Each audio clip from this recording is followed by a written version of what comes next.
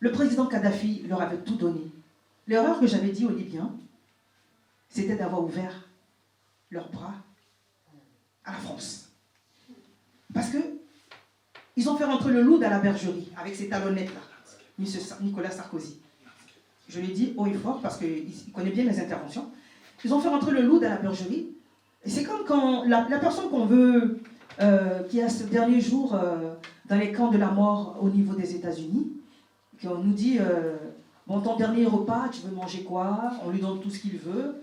Même s'il faut aller acheter de la viande d'éléphant en Afrique pour lui ramener ça, on va le faire. Mais quelle que soit comme on dit en Côte d'Ivoire, on dit, quelle que soit la beauté du cadavre, il sera enterré.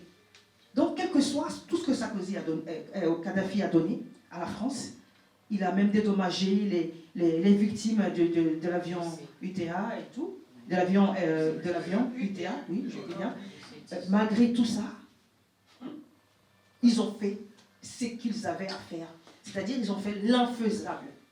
Et après, un jour, Sarkozy disait, un jour sur son Twitter, on est envahi là par les migrants, les Libyens et tout, sur son Twitter. Et je suis venu sur son message, je lui ai dit, c'est le robinet que tu as ouvert, parce que je le tutoie, je ne vous vois pas. C'est le robinet parce qu'il tutoie les peuples. Donc je le tutoie, je dis, c'est le robinet que tu as ouvert. C'est ça qui ramène les migrants au niveau libyen et subsaharien au niveau de l'Afrique. Donc ce qui serait bien de faire, au niveau de la France, ce qui serait bien de faire, que je dis à nos représentants représentés, parce que les représentants sont représentés par d'autres personnes qui représentent d'autres personnes qui sont représentants, je leur dis d'enlever cette démarche diplomatique qui est hypocrite, qui s'appelle les visas entre les peuples africains et l'Europe. Parce que même quand je suis dans les chancelleries, le taux de refus de visa, si on nous parle de diplomatie réciproque, je n'ai pas encore vu plus de 10 refus de visa pour un Français. Mais des 10 millions de visas refusés pour des Africains, alors là, c'est fin de non-recevoir. Non seulement on prend votre argent, on ne vous le rend pas, et en plus, on ne vous dit pas le motif du refus. C'est-à-dire, on ne sait pas ce qu'on vous reproche, mais on vous dit, revenez dans 6 mois parce que vous ne pouvez même plus présenter votre passeport parce qu'on vous a mis un cachet rouge. Voilà. Et donc, qu'est-ce qu'on fait? C'est la fuite de nos cerveaux. On nous fait partir nos élites. Eux, ils ont le droit d'avoir les visas pour partir. Hein. Mais les personnes lambda, même pour les regroupements familiales et tout, non, on ne veut pas. Voilà. Donc, c'est le brassage de culture. On ne peut pas vivre en autarcie. Donc, nous invitons la France à une véritable sincérité diplomatique.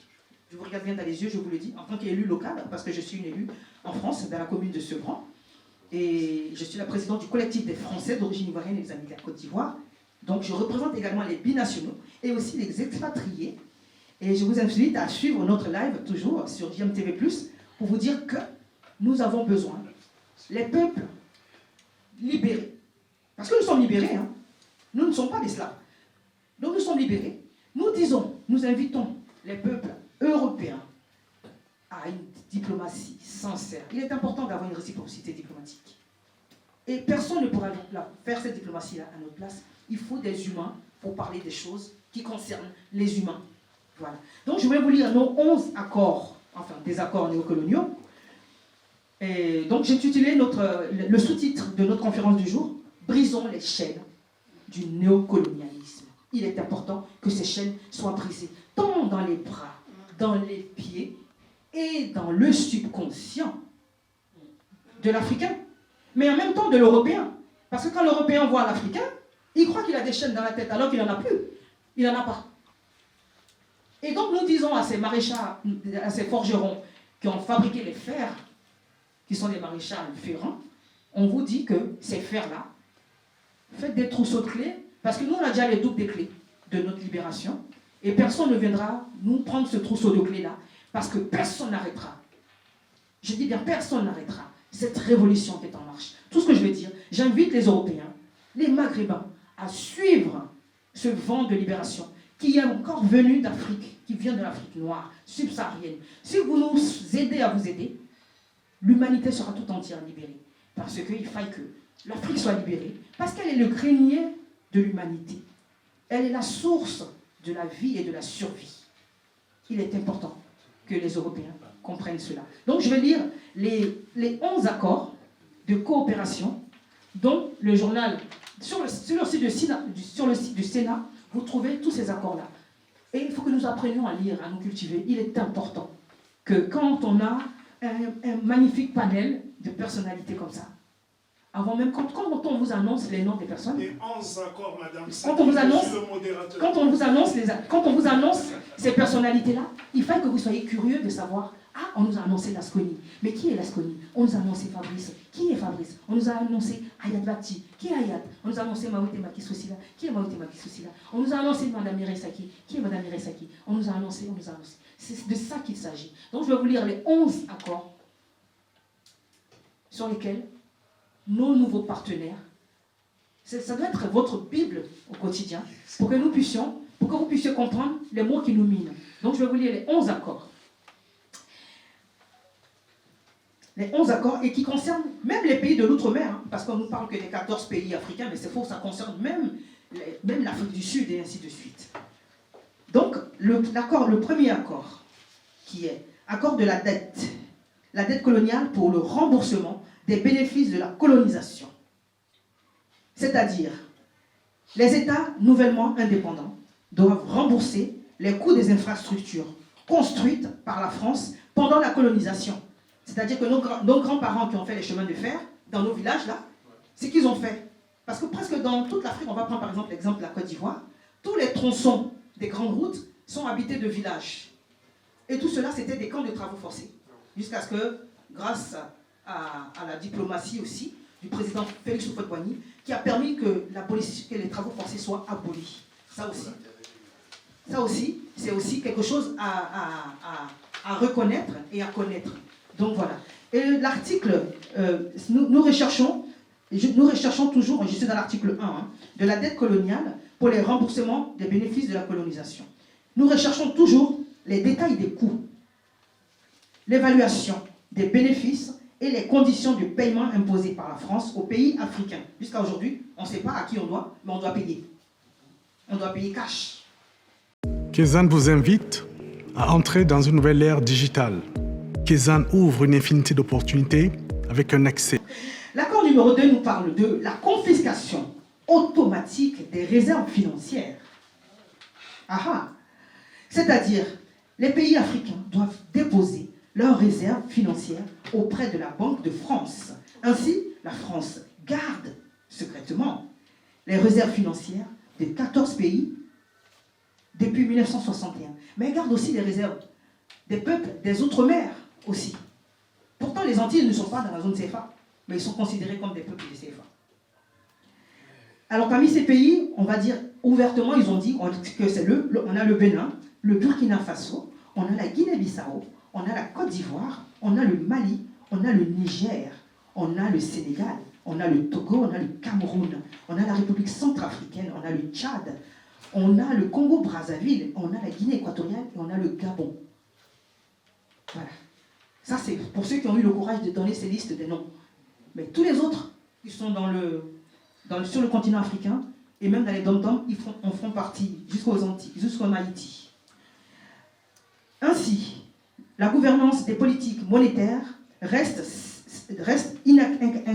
incomplète du fait qu'elles sont pilotées directement par le gouvernement français, sans aucun lien avec les autorités financières des pays tels que la CEMAC et la CEDEAO.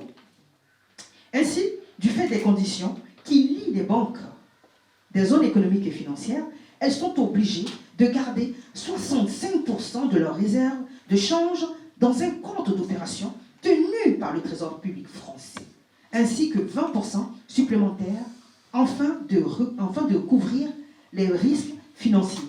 Ce qui fait que la France, nous devons à la France 75%. Elle nous prend 75%. Parce qu'ils ont essayé de fractionner, ils ont dit 75 plus 20. Mais ils auraient simplement dû additionner, au moins avoir le courage de faire l'addition. C'était plus simple que de les fractionner. Voilà. De plus, les banques de la zone CFA imposent une limite de crédit à chaque pays membre, équivalent à 20% des recettes de l'État chaque année. Bien que la BEAC ou la CEDEAO, que la BCAO, ont des possibilités de retrait supérieures auprès du Trésor français, leurs retraits doivent être doit faire l'objet d'un accord du Trésor public français. La décision finale revient donc au Trésor public français, qui a lui-même investi les réserves des pays africains sur la place boursière. Vous comprenez, quand on parle de la bourse de Londres, on parle des accords, on parle de nos sous qui sont fabriqués à Chamalières, bien entendu. Chamalières qui est une province peut-être du continent africain. On est frontalier, je crois. On doit avoir un pays qui s'appelle Chamalières tout autour du continent africain, dans les océans peut-être. En d'autres mots, 80% des réserves financières africaines sont déposées dans un compte d'opération contrôlé par l'administration française. Je pense que quand je vais dire contrôler, le complément d'objet direct, je souhaiterais que le public nous complète avec le mot française. Les deux banques de la zone CFA sont africaines de par leur nom, mais ne décident aucunement des politiques monétaires par elles-mêmes. Pire, les pays eux-mêmes ne savent même pas quelle est la part des réserves financières qui leur appartient, en groupe ou individuellement, en tant que pays, mais détenus par l'administration du Trésor public français. Voilà, merci, vous suivez bien. Alors, on va sur l'accord numéro 3. Le droit de premier refus sur toute ressource brute, naturelle, découverte dans le pays. Découverte dans le pays. C'est-à-dire, la France a le premier droit d'achat des ressources naturelles de la terre de ses ex-colonies. Ce n'est qu'après que la France ait dit « Je ne suis pas intéressé » que les pays africains sont autorisés à chercher d'autres partenaires. Quand la France nous dit non, on n'est pas intéressé, et comme ils n'ont jamais dit non parce qu'ils sont insatiables, et donc on a du mal à avancer, à aller voir de nouveaux partenaires. Alors, on va y arriver, on arrive sur l'article numéro 4. Priorité aux intérêts des entreprises françaises dans les marchés publics et les appels d'offres publics. Dans l'attribution des marchés publics, les entreprises françaises ont la priorité sur l'attribution. Même si les pays africains peuvent obtenir un meilleur rapport, les rapports qualité-prix, en conséquence, dans la plupart des ex-colonies françaises, tous les leviers économiques des pays sont entre les mains des expatriés français. En Côte d'Ivoire, par exemple, les entreprises françaises possèdent et contrôlent les grands services publics d'eau, d'électricité, de téléphonie, de transport, de ports et d'aéroports, et des grandes banques. C'est la même chose dans les commerces, la construction et l'agriculture, d'où on nous parle des déguerpissements, parce que la France doit récupérer le foncier du peuple de Côte d'Ivoire, jusque dans nos villages et de nos terres et de nos sous-sols, jusqu'au cimetière, les Ivoiriens ne sont pas en sécurité, parce que c'est dans les accords coloniaux. L'accord numéro 7 nous dit le droit exclusif de fournir des équipements militaires et de former des officiers des colonies. Donc si on doit aller faire quelques cours avec des officiers militaires russes, on doit demander la permission à tonton le français. Et quand tonton il dit non, quand on y va quand même, il nous déguerpit, il nous envoie à la Cour pénale internationale. Voilà. Ou déporté au Fort du Joux, comme a été le vaillant héros Toussaint Louverture. Alors, grâce à ce système sophistiqué, la bourse de subvention et les accords de défense attachés au pacte colonial, les Africains doivent envoyer leurs officiers supérieurs en formation en France. L'accord numéro 5 nous dit le droit de la France de déployer ses troupes et d'intervenir militairement dans les pays pour défendre leurs intérêts et non pas ceux du peuple. Bien entendu, j'en parle dans mon livre « La charte de l'impérialisme, l'Afrique et le monde toujours dominé à huis clos ». En vertu de ce qu'on appelle les accords de défense, attachés au pacte colonial, la France a le droit d'intervenir militairement dans les pays africains et aussi de stationner ses troupes en permanence dans les bases et installations militaires entièrement gérées par les Français. L'accord numéro 7 nous dit l'obligation de faire du français la langue officielle et la langue de l'éducation. Donc, peuple bantou, peuple africain, peuple mandé, on nous dit que l'article numéro 7 de l'accord qui a été signé là, au Sénat dit que vous ne pouvez pas parler vos langues maternelles. Pendant qu'on a des écoles maternelles ici, vous pouvez parler de vos langues maternelles dans vos villages. Sinon, c'est la chicotte. Donc ça, c'est les accords culturels forcés. Donc, c'est une organisation de langue française et la diffusion de la culture française a même été créée. Elle s'appelle la francophonie et possède plusieurs organisations satellites.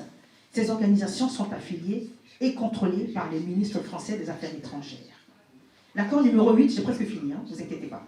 L'accord numéro 8, c'est l'obligation d'utiliser le franc CFA des colonies françaises d'Afrique, bien que ce système ne soit pas partagé par l'Union européenne, les colonies françaises sont contraintes à utiliser exclusivement le franc CFA, qu'on ne peut même pas changer, même pas en France. Et pourtant, même dans la ville de Chamalières, on ne peut pas changer le franc CFA.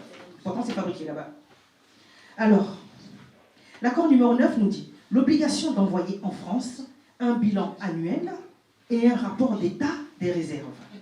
Pas de rapport, pas d'argent. Donc les peuples insoumis, là, les pays insoumis qui n'amènent pas leur accord, leur rapport annuel, on ne peut pas leur donner leur argent qui est réinvesti pour le djihadisme après. Mais le djihadisme organisé par le Quai d'Orsay. Je dis bien le Quai d'Orsay. Alors, je prends mes responsabilités. Alors, l'accord numéro 10 nous dit renoncer à toute alliance militaire avec d'autres pays sauf autorisation de la France. Alors, chers nouveaux amis, chers amis de la Russie, l'accord numéro 10, ça date de la Bible, de nos nouveaux partenaires, on nous dit que on ne peut pas renoncer à une alliance militaire, renoncer à une alliance militaire avec la France en cas de guerre. Ça, c'est l'accord numéro 11.